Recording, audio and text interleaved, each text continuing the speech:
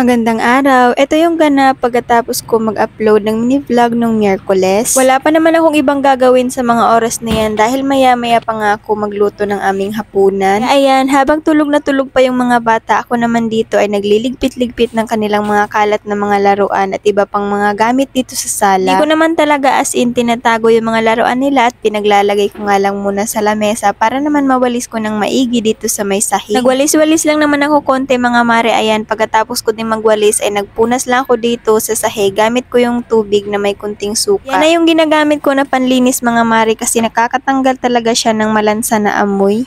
At anyways, fast forward naman tayo mga mare. Ayan, sa mga oras na yan ay tapos na nga din kaming maghapunan. Nagpapagpag lang naman ako dito ng alikabok sa higaan naman mga mare, pero ayan yung nangyari sa camera ko, Diyos ko day. Sobrang ligalig nga ng mga bata sa mga oras na yan mga mare at ewan ko ba anong nangyari dyan sa dalawang yan. At nga may toddler tayo nakasama dito sa bahay mga mare at talagang hindi natin maiiwasan yan na gagalawin nga nila yung camera natin habang nagbibideo. Ayan nga at inulit pa ng bunso.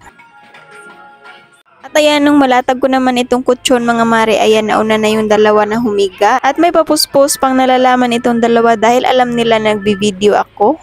Anyways, kaninang umaga pala ang ganap ko na ito mga mare at kahapon ko pa nga din ito gustong gawin dito ang paglilinis dito sa may kusina kaso nga wala akong magamit na camera kahapon. Day off kasi ng asawa ko kahapon mga mare kaya naman kapag day off noon ay talagang MLS life kapag nandito lang din yun sa bahay. Mas maigi na nga yung ganun at nandito lang siya sa bahay mga mare kaysa naman magtatagay kasama ang barkada doon sa labas. Bukod sa nandito lang siya sa bahay ay may quality time din kaming mag-asawa at sa kanyang mga anak. Back to the video naman tayo mga mare. Ayan, pagkatapos nga din palang masort lahat ng gamit dito sa itaas ng lababo ay gumamit lang ako nitong vacuum para naman hindi na magkalat lahat ng mga alikabok at dumi na nanggagaling dito sa itaas. Namimiss ko na nga din itong ganitong liniserya ko mga mare kasi mula nung tumigil ako sa pagbi-video ay hindi ko na talaga natutukan na maglinis ng maigi dito sa lababo sa kusina namin. Although naglilinis naman ako dito sa may lababo pero yung general cleaning na ganito mga mare hindi ko na talaga nagawa matagal ng panahon. Pagkatapos ko naman ding mabakyuman lahat mga mare, ayan gumamit nga lang ako ng maliit na basahan at saka nagpunas-punas dito sa itaas gamit nga yung tubig na may kunting suka. Yan din kasi yung ginagamit ko mga mare para ma-terminate ko nga yung mga langgam dito sa itaas ng lababo or dito sa may kusina. At ayan, bago ko nga ibalik itong mga abubot na nakalagay dito sa itaas ng lababo mga mare, pinunasan ko nga muna sila isa-isa kasi medyo maalikabok na din. Nakaset aside nga lang muna yung mga condiments jar ko mga mare kasi nga wala pa naman yung laman. Pati nga itong mga lagayan ko ng kape ko noon mga mare ay tinago ko nga muna kasi nga hindi naman ako nagkakape ngayon. Dahil ngayong buntis ako mga mare kapag nga uminom nga ako ng kape ay talagang nagkaka-acid nga ako at talagang sinisikmura. Kaya kape no more muna tayo ngayon mga mare at babawi na lang tayo sa susunod. At ayan, kinat ko lang ang video na ito mga mare at ayan, natapos ko na nga din at pinagbabalik-balik ko na lahat yung mga kagamitan na nakalagay dito sa itaas ng lababo. Nagpalit ko lang lahat ng ayos nila mga mare at ayan, malinis na nga din sila ulit at pwede na ulit magkalat, charis.